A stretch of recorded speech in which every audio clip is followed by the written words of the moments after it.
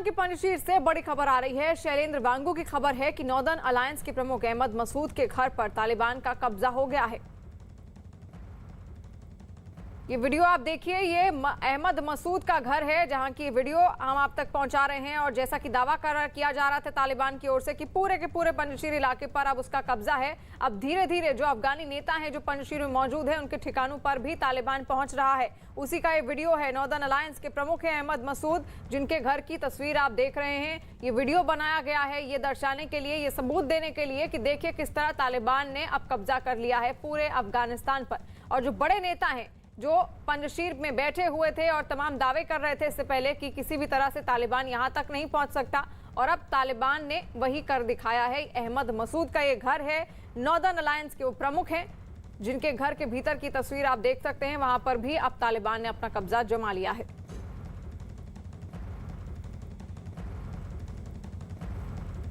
तालिबान इससे पहले लगातार पूरा फोकस अपना उसने केवल और केवल पंजशीर पर ही दिया था, और यही नतीजा है कि पाकिस्तान भी धीरे धीरे उसकी मदद करने के लिए आ गया। हालांकि पाकिस्तान इस बात से साफ इनकार कर रहा है कि किसी भी तरीके से वो तालिबान तक मदद नहीं पहुंचा रहा है। लेकिन जब से ISI चीफ अफगानिस्तान पहुंचे हुए हैं तब से ऐसा लग रहा है कि पूरी मदद पाकिस्तान की ओर से तालिबान को दी जा रही थी, और यही नतीजा निकला कि अब तालिबान ने पंजशीर पर अपना कब्जा कर लिया है। शैलेंद्र वांगू हमारे साथ जुड़ गए हैं। शैलेंद्र, जो तस्वीरें सामने आ रही हैं अहमद मसूद के घर तक अब पहुंच गए हैं वो पंजशीर में, आखिर जो अहमद मसूद है, अमरुल्लाह सालेह हैं, ये सब किधर गए? देखिए, तालिबान ने अब पूरी तरह से ऑफिशियली इस बात को अनाउंस कर दिया है। अब से कुछ देर पहले प्रवक्ता ज़ैबुल्लाह की एक प्रेस कॉन्फ्रेंस भी हुई जहां पे उन्होंने कहा कि अब अफगानिस्तान में वॉर खत्म हो चुका है और पंजशीर पर पूरी तरह से कब्जा अब तालिबान का है। दो वीडियो जो सामने आ रहे हैं, एक तो गवर्नर हाउस के बाहर तालिबान का फ्लैग पंजशीर में, और दूसरा अहमद मसूद के घर पर तालिबान के फाइटर्स वो दावा कर रहे हैं कि अब अहमद मसूद का जो घर जहां वो ठहर रहे थे वो उस पर भी अब तालिबान का कब्जा है। वहीं पंजशीर के सेंटर में भी ऐसे वीडियो जारी किए गए हैं जहां पर तालिबान के जो लड़ाके हैं वो जगह जगह मौजूद हैं। तो ये दिखाता है कि अब पूरी तरह से जो रेजिस्टेंस जो था वो कमजोर पड़ता नजर आ रहा है। खबरें ये भी है कि जो फाइटर्स रेजिस्टेंस के हैं वो अब पहाड़ियों की तरफ चले गए हैं।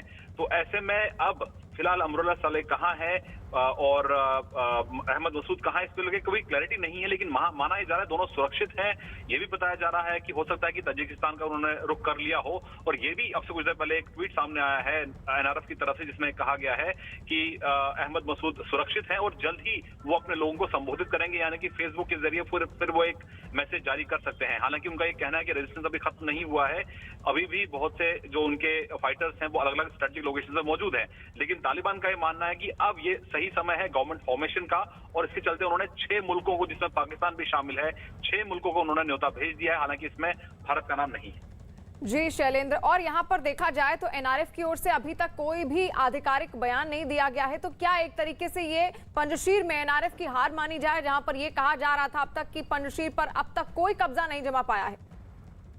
देखिए, अभी भी जो सुबह दावे किए गए तालिबान की तरफ से, उसके बाद NRF की तरफ से स्टेटमेंट भी जारी हुआ है ट्विटर पे, जिसमें उन्होंने कहा कि रेजिस्टेंस खत्म नहीं हुआ है, उनकी लड़ाई जारी है, उन्होंने हथियार नहीं डाले हैं।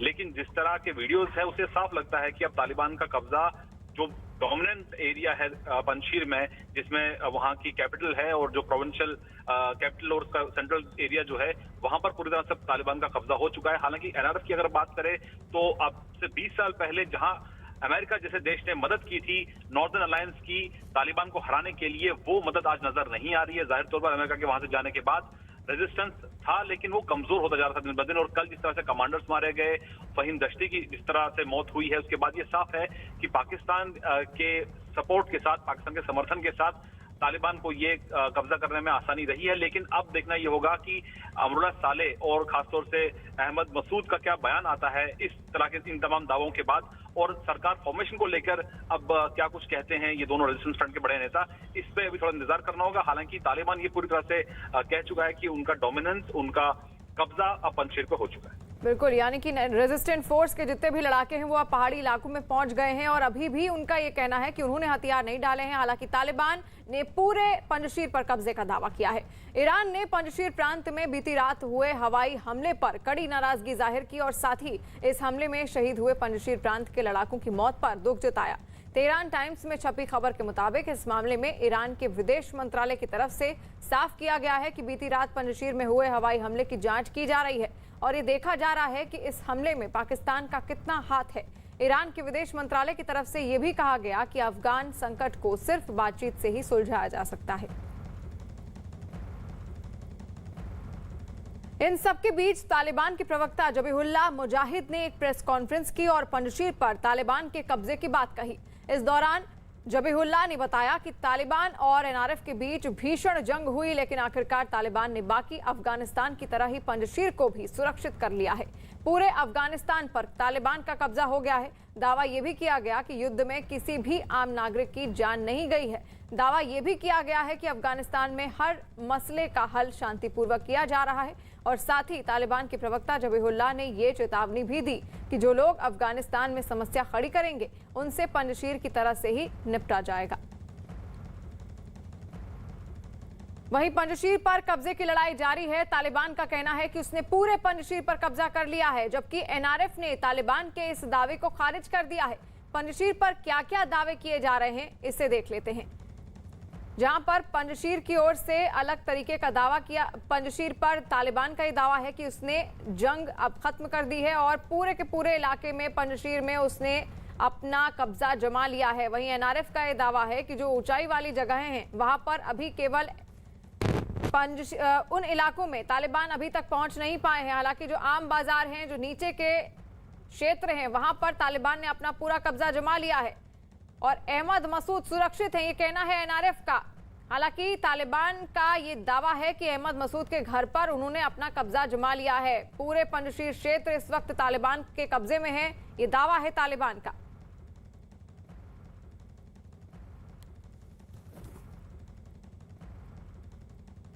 और बड़ी खबर आ रही है संयुक्त राष्ट्र के हवाले से, जिसकी तरफ से कहा है गया है कि वो मानवीय हितों के लिए तालिबान के साथ काम करता रहेगा। इसी से जुड़ी एक तस्वीर सामने आई है जिसमें काबुल में तालिबान नेता मुल्ला बरादर और संयुक्त राष्ट्र के under secretary general Martin Griffiths से मुलाकात करते हुए नजर आए। इस तस्वीर को तालिबान के प्रवक्ता मोहम्मद नईम की तरफ से सोशल मीडिया पर जारी किया गया है।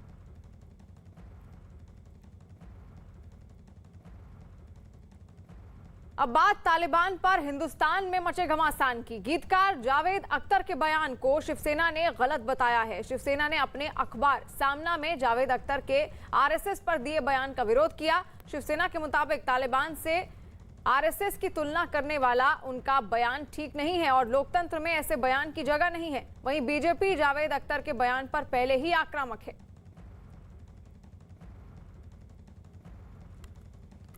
हमारे देश में और देश के किसी भी संस्था या संगठन का तालिबानियों से तुलना करना मुझे लगता है ठीक नहीं है। ये देश एक मजबूत लोकतंत्र वाला देश है।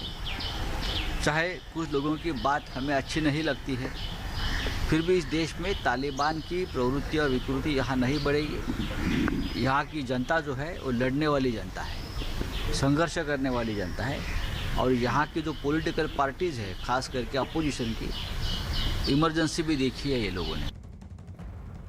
तो आपको बता दें कि जावेद अख्तर के बयान पर घमासान मचा हुआ है, जहां पर उन्होंने आरएसएस की तुलना तालिबान से कर दी थी और शिवसेना ने अपने अखबार सामना में जावेद अख्तर के आरएसएस पर दिए गए बयान का विरोध भी किया है। शिवसेना के मुताबिक तालिबान से आरएसएस की तुलना करने वाला उनका ये बयान ठीक नहीं था और लोकतंत्र में ऐसे बयान की जगह नहीं है। वहीं बीजेपी जावेद अख्तर के इस बयान को लेकर पहले ही नाराजगी जता चुकी है और पहले ही आक्रामक हुई है। वहीं बीजेपी नेता संबित पात्रा ने जावेद अख्तर के बयान पर पलटवार किया है। इस प्रकार के जो कलाकार हैं, ये एक तरफ तो कहते रहते हैं कि हिंदुस्तान में एक ऐसा डर का माहौल है कि यहां पर माइनॉरिटीज चैन से सांस नहीं ले पा रहे हैं और वहीं पर वो चाहते हैं कि बाहर देशों से माइनॉरिटीज हिंदुस्तान में आए और यहां पे उनको शरण दिया जाए। ये दोनों चीजें कैसे हो सकती?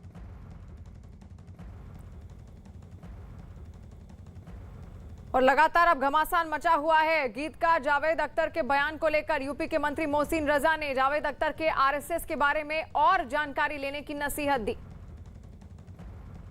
जिस तरह जावेद अख्तर साहब ने सवाल खड़ा किया है, कटाक्ष किया है कि आरएसएस को तालिबान की संज्ञा दी। असल में ये सब इनकी विचारधारा आज सामने आ रही है निकल कर।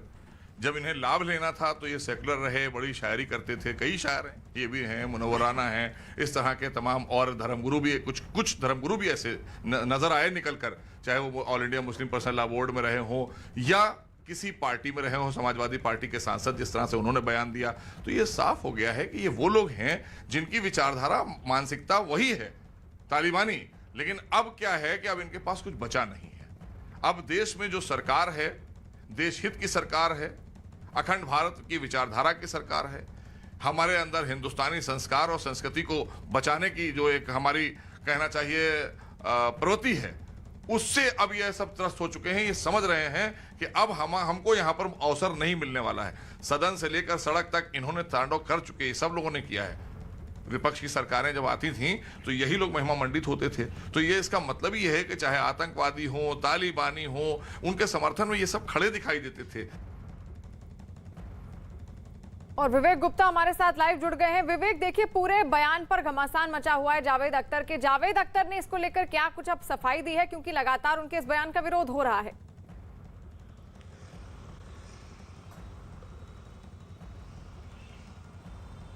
विवेक, आवाज आप तक पहुंच पा रही है? शिवानी, अपना सवाल फिर से दोहराएं। जी बिल्कुल। जावेद अख्तर के बयान पर क्या उन्होंने अब कोई अपनी प्रतिक्रिया दी है, अपनी सफाई दी है, क्योंकि लगातार उनके इस बयान का विरोध हो रहा है? देखिए शिवानी, इस पूरे मामले में जावेद अख्तर से हमने बार बार संपर्क साधने की कोशिश की, लेकिन वो किसी भी तरह से कोई जवाब नहीं दे रहे हैं। यानी कि उन्हें साफ तौर पे पता चल गया कि जो बयानबाजी उन्होंने की है वो कहीं ना कहीं गलत है, और यही वजह है कि अब ये पूरी जो बयानबाजी है अब राजनीतिक रंग लेते जा रही है। इसमें अब बीजेपी के साथ साथ शिवसेना भी उन्होंने विरोध किया है। शिवसेना के मुखपत्र सामना में जो जावेद अख्तर ने कहा था कि आरएसएस की तुलना उन्होंने तालिबान से की थी, उसको लेकर शिवसेना ने भी विरोध किया है, और बीजेपी के जो तमाम नेता हैं वो भी विरोध कर रहे हैं। और साथ ही साथ अब जो बीजेपी के एमएलए लगातार विरोध किया जा रहा है उनके बयान को लेकर। और वहीं बीजेपी नेता राम कदम ने क्या कहा है वो भी आपको सुनाते हैं। हमने तो जावेद अख्तर जी के विरोध में शिकायत दर्ज करके अब 24 घंटे बीत चुके हैं। किस बात का इंतजार है शिवसेना को? कब होगी जावेद अख्तर की गिरफ्तारी? उन पर कार्रवाई करने से शिवसेना दल को किसने रोका है? और हिमाचल प्रदेश के किन्नौर में पहाड़ खिसकने से दहशत फैल गई है। जिस वक्त पहाड़ से मलबा गिरा वहां कई लोग मौजूद थे जो सड़क के दोनों किनारों पर खड़े दिखाई दिए। इसी बीच पहाड़ से धीरे धीरे मलबा गिरना शुरू हो गया और फिर अचानक भरभरा कर पहाड़ का एक बड़ा हिस्सा गिरता हुआ नजर आया। पहाड़ से गिरे बड़े बड़े पत्थरों को देखकर वहां दहशत का माहौल फैल गया और वहां मौजूद लोग इधर उधर भागते हुए नजर आए। वहीं बड़े बड़े पत्थर तेजी से नीचे गिरते हुए दिखाई दिए। गनीमत ये रही कि कोई इस हादसे का शिकार नहीं हुआ, लेकिन मलबा गिरने से वहां रास्ता बंद हो गया है, जिसका सीधा असर लोगों की आवाजाही पर पड़ा। न्यूज़ 18 और बायजूस एक बार फिर लेकर आ रहे हैं यंग जीनियस सीजन 2।